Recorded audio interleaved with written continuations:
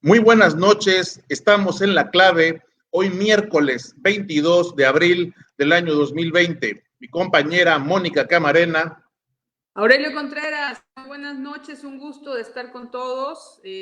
Retomamos La Clave, nos tomamos una semanita, pues no vamos a decirlo de asueto porque sonaría un poco a burla en este confinamiento que todos tenemos la obligación por seguridad de hacer, pero realmente, bueno, quisimos dar un trecho para llenarnos de energía y volver con nuevos bríos y con mucho gusto de informarles tantas cosas que hay que comentar, Aurelio. Así es, y pues vamos entrando en materia, agradeciendo a quienes se incorporen a nuestra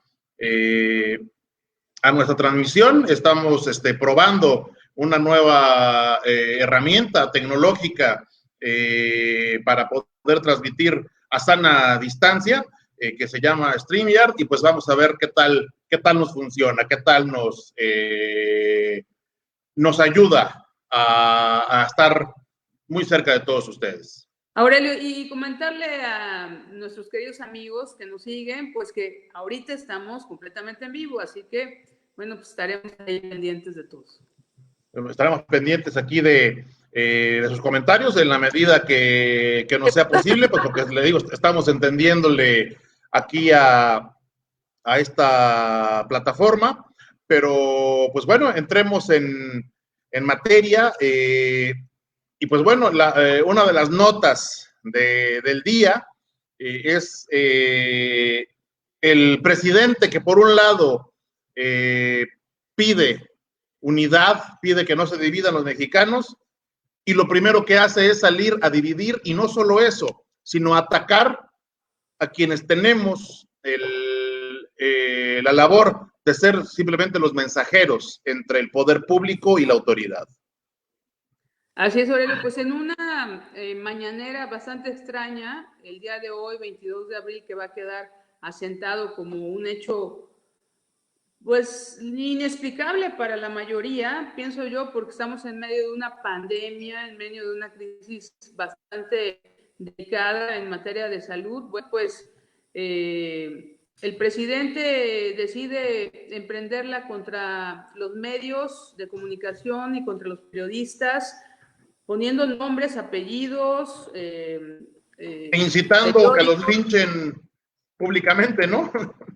Así es, yo creo que es una situación muy extraña, nadie la entiende. Yo hasta puedo pensar que esto tiene mucho que ver con la distracción que él gusta hacer y que es experto en hacerlo como provocador profesional, un político con mucha experiencia en este tema, pero que en este momento que hay que reflexionar que ya no es campaña, la campaña permanente que él pretende tener, sino que pues se trata del presidente, el jefe del Ejecutivo, que tendría que tener el mando de un gabinete completamente sincronizado para enfrentar a la pandemia del COVID-19, bueno, pues decide hoy denostar a todos los periodistas, casi a todos, bueno, menos a Javi el Cuate, TV Azteca, Ricky Ricón, 2, 3 que los conocemos perfectamente, que son cercanos a él, pero que no hay que denostarlos, todos tienen una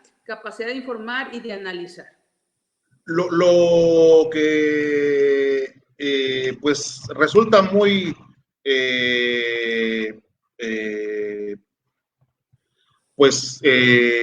difícil de entender es cómo puede alguien que tiene tantos años en política aventarse el tiro de decir que en México no hay periodismo profesional ni independiente. O sea, se puede entender que sea un tipo absolutamente intolerante, que sea un aprendiz de tirano, que prefiera a los bufones por sobre los periodistas, eso se puede entender, pero decir que en México no existe periodismo independiente ni profesional, bueno, sería tanto como negar el trabajo que muchos periodistas han realizado a lo largo de muchísimas décadas y que significaron, entre otras cosas, el que alguien como él pudiera acceder al poder, que pudiera existir en México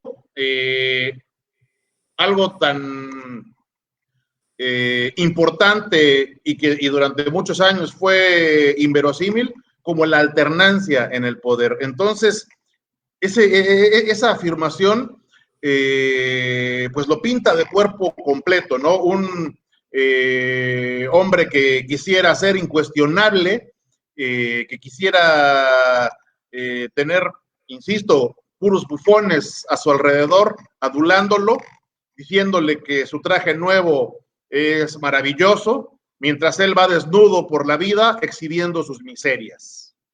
Sí, Aurelio, pero fíjate que hay que ir más allá porque yo aquí veo una situación bastante compleja. Por un lado, mientras, bueno, eso lo hablaremos más adelante, pero el debate incluso a nivel internacional es que él como mandatario no ha hecho frente con altura a la pandemia. Bueno, pues él incluso señala, personaliza, en el caso de Ciro Gómez Leiva, por ejemplo, me llama la atención. Yo no conozco a Ciro, lo escucho, lo leí antes porque ahorita ni siquiera tiene columna, pero habla incluso, da a entender, pues que antes era un periodista independiente y que ahora, pues, después se dejó llevar pues, por las ambiciones, es decir, hace acusaciones muy delicadas, señala al director del Cercior, señala a los medios específicamente. Y viniendo del presidente de la República, sí veo, francamente, una amenaza ni siquiera poco velada acerca de lo que puede venir, porque él no acepta ninguna crítica, es decir, aquella persona, sea quien sea, desde la trinchera que no esté de acuerdo con lo que él hace, definitivamente su adversario, es conservador, es fifí. Y ahora, bueno, pues en los términos populares para nosotros, el periodista que lo critica es chayotero. Entonces, esto es muy delicado. Es muy delicado por lo que implica para la libertad de expresión, porque esto simple y sencillamente se reduce a que quien ejerza su derecho al disenso será atacado y será perseguido. Nos dice un buen amigo periodista, Alberto Arismendi, hay periodistas impresentables, cientos desde el nivel nacional, y en Veracruz periodismo como práctica profesional no hay mucho, por ejemplo. Pues yo no me atrevería a generalizar, sí, sin duda hay muchísimos periodistas impresentables, pero habría que remitirse a los ejemplos que dio el propio López Obrador de los periodistas que sí lo apoyan, como el verdaderamente impresentable Federico Arreola, que ni periodista es, y que cuando así le convino, le llevó todas sus naves a Enrique Peña Nieto cuando ganó las elecciones de 2012, y mientras tanto, aquí en Veracruz, Federico Arreola vino a hacer negocios, a alquilarse como asesor de Javier Duarte de Ochoa. Ese es el tipo de periodistas que le gustan a Andrés Manuel López Obrador, por citar a uno de los que él mismo creo que es uno de los tres que dijo que pues son más o menos los que él acepta, ¿no? Creo que pues porque le lamen las suelas a la menor provocación, pues eso le encanta. Oye, pero bueno, imagínate que nada más analizar de manera rápida, así, sin acusar y sin descalificar a los que van a las mañaneras todos los días, por favor, al apodado que no sé ni cómo a los que van a hacer payasadas, porque hay periodistas como los que hoy lo cuestionaron, que sí van a hacer su trabajo. Hay que pero hablo de los que nadie conoce, que sabemos que pues no, nadie conoce su trayectoria periodística y que hacen preguntas a modo y que de hecho siempre tienen la preferencia para hacerle preguntas al presidente.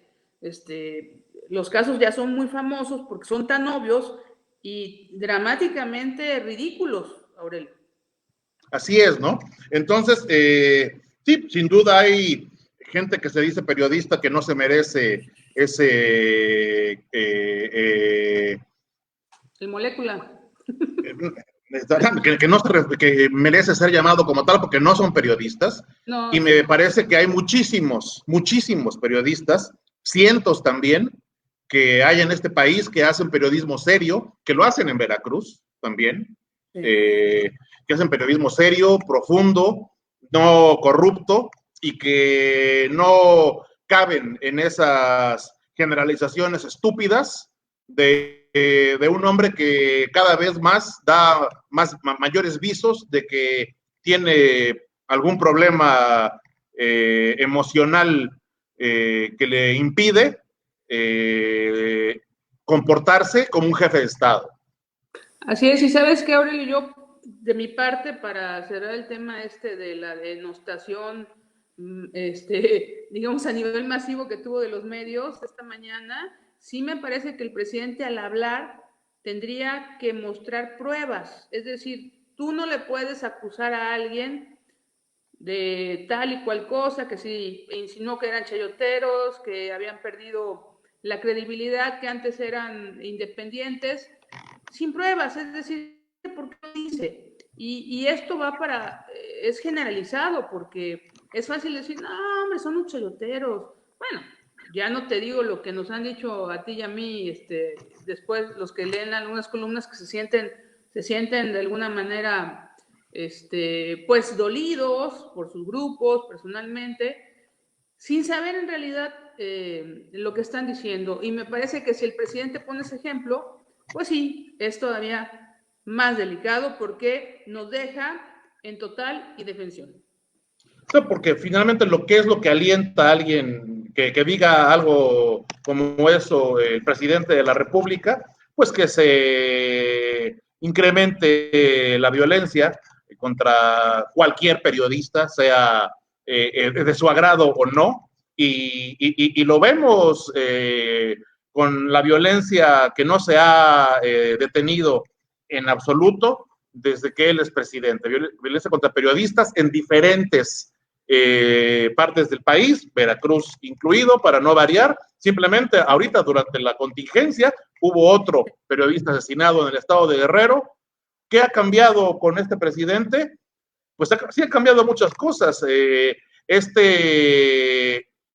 No esconde el asco que le da la libertad de pensamiento y de expresión. Y bueno, yo nada más dejo por ahí de tarea que no hay que olvidar que él se enamoró de una reportera. Ya lo dejo de tarea. Pero bueno, fíjate, Aurelio, que... Sin comentarios. Sin comentar.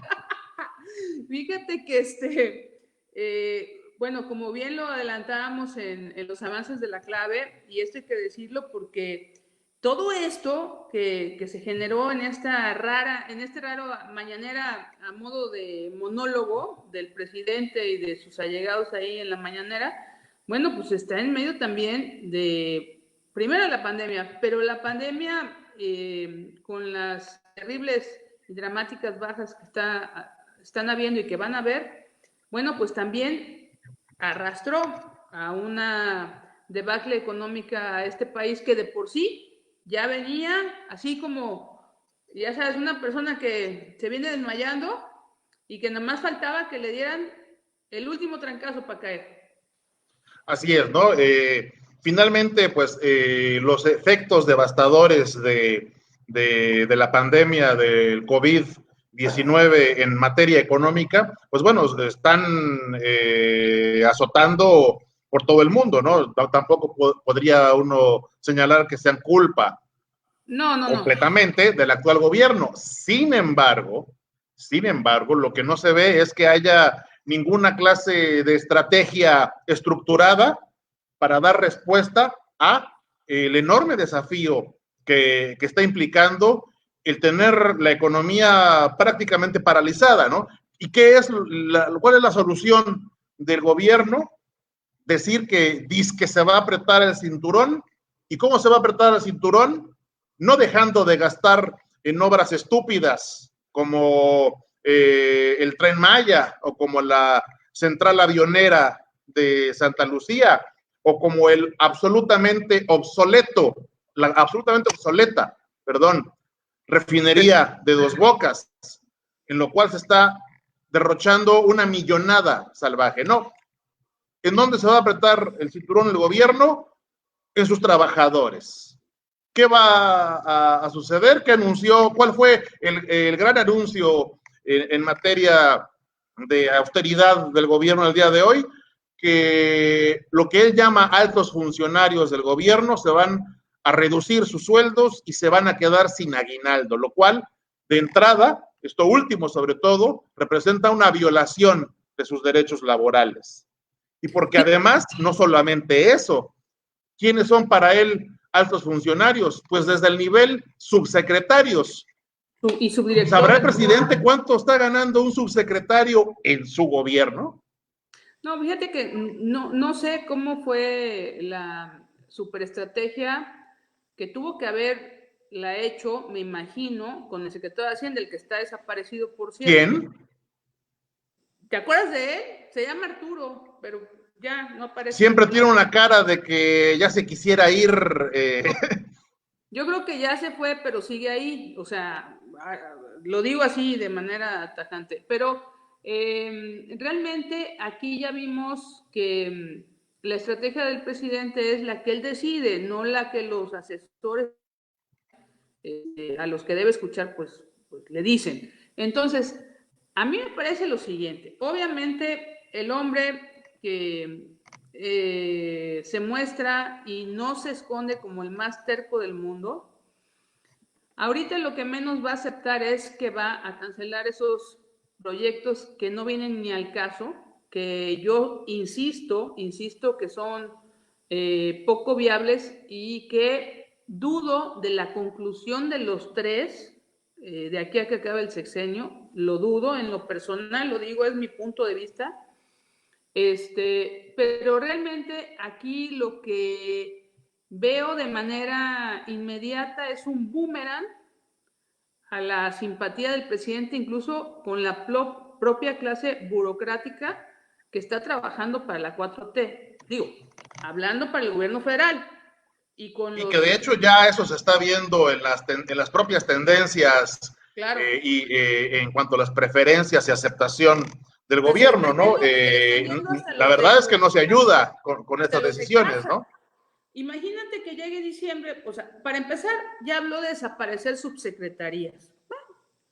Pero en este momento decirlo, es decir, avisarle a la gente que se va a quedar sin trabajo. Bueno, él dice que no se van a quedar sin trabajo, pero entonces si van a desaparecer las subsecretarías, ¿cómo es que no se van a quedar sin trabajo, no?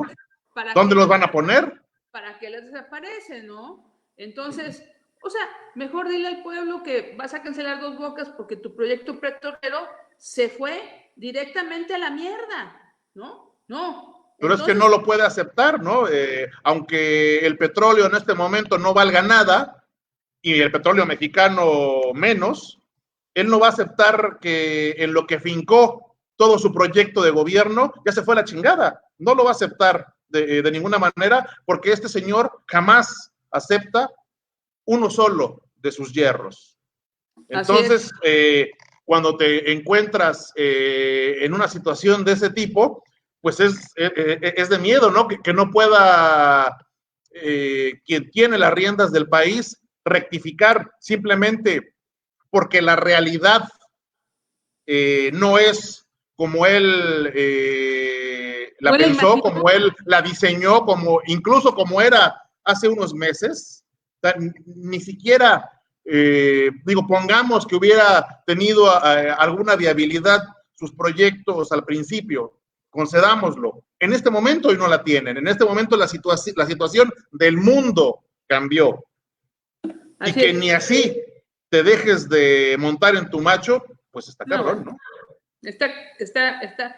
La verdad, sí pienso yo que está de miedo, porque pues si sigue al frente de este país en los meses subsecuentes, aún terminada la emergencia de la pandemia, pues obviamente económicamente pues el país ya se fue, digamos, ¿no?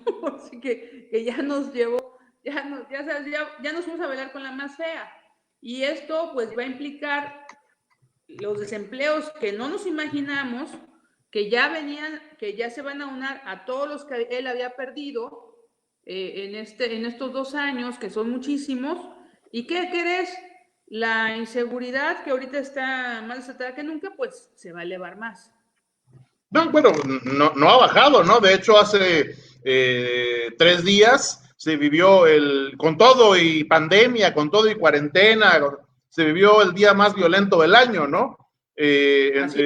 Seguramente la situación económica va a provocar que la violencia crezca. Así es, Aurelio. Y fíjate, bueno, pues que hay que ir aterrizando también lo que están haciendo en Veracruz, ya sabes, alineándose a sus jefes, a sus líderes, a sus ya sabes, a sus mesías. Pues sobre todo alineándose en la estrategia de chingarse toda la lana posible de todos los lados posibles, ¿no? Y en este caso, pues de como ya lo había hecho la semana pasada el gobierno federal, pues el día de hoy nos encontramos que calladitos sin decir nada, el gobierno del estado decretó la extinción de fideicomisos públicos de diferente factura, de diferentes sectores, fideicomisos, mandatos y análogos en los cuales pues, se manejan recursos para diferentes fines, con los cuales pues, el gobierno dice, asegura en su decreto que lo que se busca es adecuarse a las políticas de austeridad del gobierno federal. Pero en realidad lo que quieren es el dinero que está en esos fideicomisos. Y lo que llama poderosamente la atención es que entre los fideicomisos que podrían estar siendo incluidos en esta desaparición para que su dinero sea administrado, manejado directamente por la Secretaría de Finanzas del Gobierno del Estado, está el fideicomiso de administración e inversión del sistema de ahorro para el retiro de los trabajadores al servicio del gobierno del estado, o sea, el fideicomiso del Instituto de Pensiones de Veracruz, las pensiones de los veracruzanos, ni más ni menos. Fíjate, Aurelio, que en ese sentido, creo yo que va a haber de entrada una sacudida tremenda y que difícilmente pues la gente lo va a aceptar, aunque sabemos que les vale madres, incluso manifestaciones, marchas y tal. Esperemos que no vaya a suceder lo que sucedió en el último año de Duarte, cuando, ¿te acuerdas? Esa golpiza en el centro de Jalapa, pero realmente yo creo que este fideicomiso es el que más tendrían que analizar para su desaparición, porque es, digamos, de los más delicados, de los más endebles.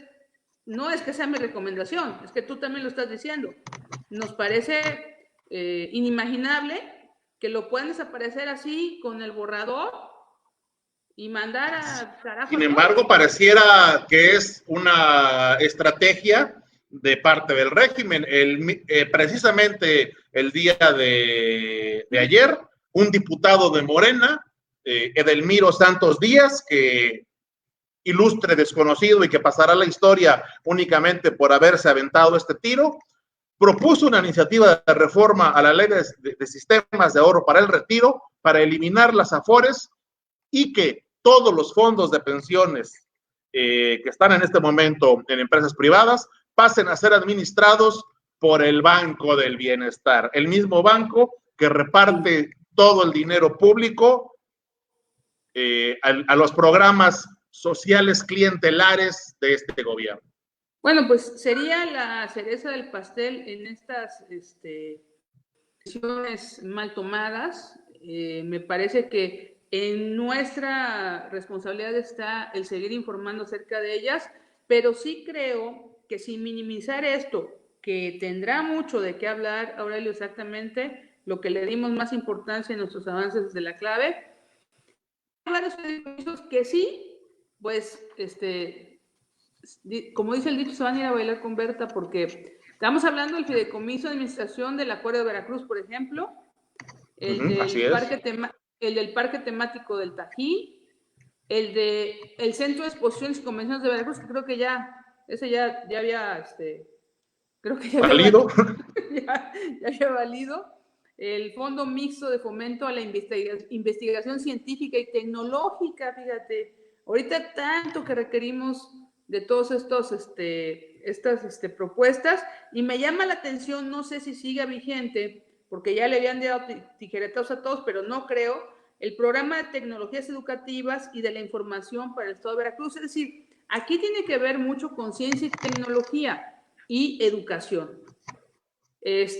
Vamos a poner... Pero con lo que tiene que ver esto es con sacar el dinero de donde sea. La lana, por sobre todas las cosas. Es decir, a mí me vale que pase con el Estado de Veracruz, ¿sí? Me vale que el acuario y que el Tajín y que los proyectos culturales y los... Eso queda claro que no les importa, ¿no? Lo que les importa es el billete. No, es la lana. ¿Y qué necesitan? Saben que tienen una situación, bueno, espero que ya tengan la dimensión en su cabeza de la situación tan grave que está pasando, del descenso en las encuestas, aunque algunos no estén de acuerdo, nos escuchen, se van a enojar, pero son reales, y de lo que puede pasar, de lo que puede pasar en el 21 de las elecciones, ya lo sabemos.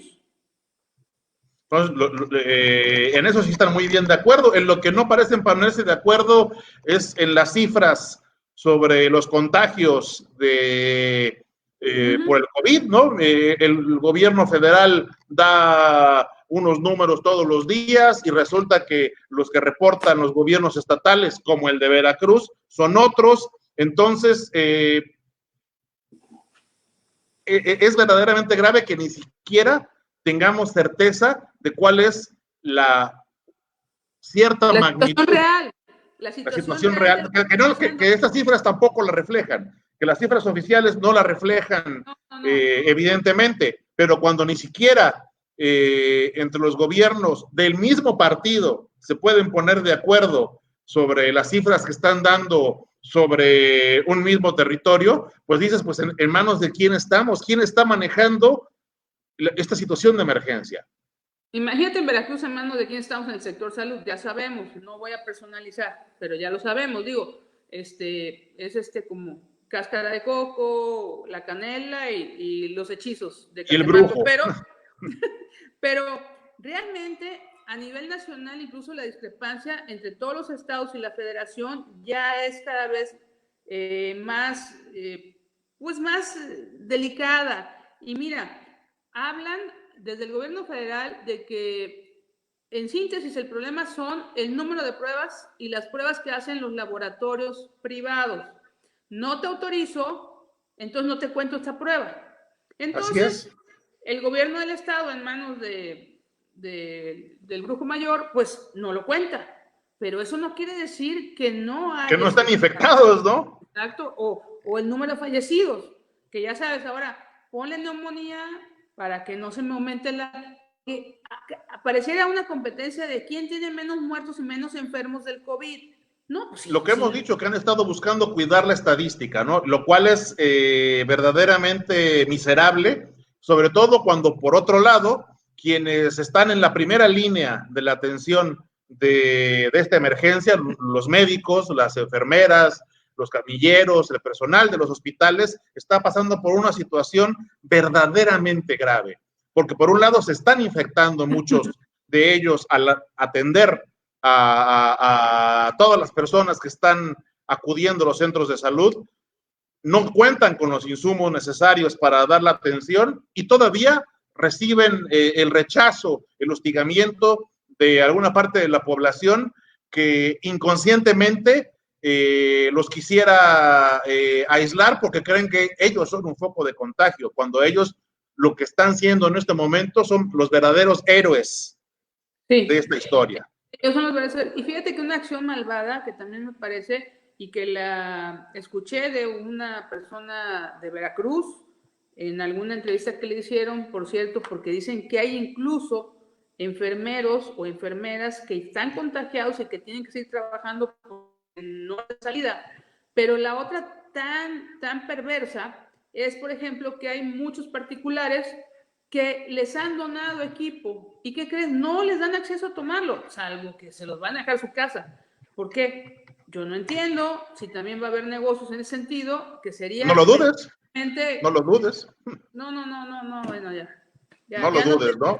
Pero por lo pronto, nuestro reconocimiento para el personal del sector salud, para el personal médico, que verdaderamente se la está rifando y que necesita en este momento todo nuestro apoyo incondicionalmente. Un reconocimiento muy grande para ellos. Ellos se arriesgan todos los días. Mira, yo tengo familia y te voy a decir el dato para que cheques. En Mexicali, o sea, en Baja California, varios dedicados al sector salud y incluso tengo primas, enfermeras, doctoras que dedicadas a esto y verdaderamente todos los días están arriesgando su vida. Entonces, pues hay que apoyarlos, hay que, pues de alguna manera, quien pueda, quien esté en capacidad, pues donar insumos para que pues puedan al menos tener ciertas condiciones de seguridad para llevar a cabo su trabajo. Y pues bueno, y para concluir nuestros temas de hoy, y simplemente casi como una anécdota macabra, habría que preguntarle al Ayuntamiento de Jalapa, que es donde estamos nosotros, donde vivimos mi compañera Mónica Camarena y un servidor, ¿qué es lo que saben? ¿Qué información tienen sobre la magnitud de la pandemia en la capital de Veracruz, donde están habilitando vehículos oficiales como carrozas funerarias? Ver las imágenes circular hoy fue sobrecogedor. Así es. Y fíjate, Aurelio, también el tema de habilitar espacios como el velódromo, que no sabe uno si va a ser un hospital o va a ser una morgue. Así es, ¿no? Entonces, ojalá haya claridad por parte de la autoridad municipal que nos diga, porque tenemos derecho a saberlo los ciudadanos, cuál es la situación real de lo que pasa particularmente en nuestra ciudad respecto de las estimaciones al menos y los números que tengan sobre los contagios y sobre pues los fallecimientos, ¿no? Para algo son las carrozas, ¿no? Así es, Aurelio. Pues bueno, pienso yo que... Nos queda, saludar a toda la gente que hoy nos ha hecho el favor de conectarse y seguirnos en esta transmisión en vivo, que teníamos un buen rato de no poderlo hacer de esta manera. La tecnología pues finalmente está ayudándonos a resolver muchas cuestiones de la vida cotidiana y profesional que antes no teníamos idea de que las podíamos resolver así. Por la comodidad y porque, bueno, pues es diferente interactuar, ahora sí que los dos juntos, pero esto creo que nos da muchas enseñanzas, Aurelio. Creo que es un parteaguas para una nueva etapa y también pienso yo que tenemos que seguir redoblando el esfuerzo de informar los que somos libres y sin compromisos a pesar de las críticas que hoy en día se vierten sobre los periodistas. Así es, ¿no? Los que nos asumimos como periodistas y no como payasos del poder, ¿no? Y pues muchos saludos a Leticia Perlasca, que nos está viendo, a Vanessa Ladrón de Guevara, a Rodi Arrioja, Juanita, Ray Cadó, Mónica Mendoza, Elena Firenzano, muchísimas gracias, Enrique Arredondo en Cancún, ya saludamos a Alberto Arismendi, muchísimas gracias, a nuestro amigo Tony Kaiser, allá en Zapopan, muchísimas gracias, Sebastián de la Vega, Adriana Rosas, Héctor Eduardo Cervantes Enríquez, Helen Flandes, Alejandro Hernández, Alejandro Contreras, mi brother, allá en Tijuana, José Alberto Yáñez Parra, aquí en Coatepec, Óscar Olvera en Tlaxcala, Claudia Buenrostro, Carolina Montúfar, ¿quién más tenemos por aquí? Yolanda Madrigal en la ciudad de Veracruz, Otón González, muchas gracias por vernos, Greta Martínez, mi cuñada allá en Tijuana también, Miguel Valera, muchas gracias, Sai Cortés en Tuxpan, muchísimas gracias, Genoé Moreno en la Ciudad de México, Celina Páez en Rancho Viejo, mamá también. María de los Ángeles Martínez aquí en Banderilla, Beatriz Vera en Papantla, muchísimas gracias de verdad También saludos a mi mamá. Por Enrique Silva también nos está viendo aquí en la ciudad de Jalapa. De verdad, muchísimas gracias por acompañarnos esta noche. Y pues bueno, antes de que se nos vaya a terminar la transmisión, porque no sabemos esta plataforma cuánto nos aguante, es la primera vez que la usamos. Nuestra recomendación musical de esta semana, que pues, me imagino que lo debes saber. El día de hoy falleció un verdadero grande de la música y el buen humor y el arte latinoamericano. Nos referimos a Marcos Munstock, la voz principal del enorme grupo argentino de músicos y comediantes llamado Lelutier. El día de hoy perdió una batalla contra una enfermedad que lo aquejaba desde algún tiempo, pero cuyo legado enorme permanecerá durante muchísimo tiempo. Y queremos rendirle un sentido homenaje, y nuestra recomendación de la semana pues no puede ser otra más que una de las más grandes obras de Lelutier, la cantata del adelantado don Rodrigo Díaz de Carreras, de sus hazañas en tierras de Indias, de los singulares acontecimientos en que se vio envuelto y de cómo se desenvolvió. Enhorabuena por esa recomendación. Estaba segura que lo ibas a hacer, pero bueno, ya sabes, ya me vas conociendo. Les agradecemos mucho y aquí seguimos el próximo miércoles, Aurelio. Así es, seguiremos con la sana distancia, pero afortunadamente más cerca que nunca, gracias a las maravillas de la tecnología. Saludos a todos y muchas gracias. Buenas noches. Saludos a todos, muchísimas gracias y cuídense, quédense en casa.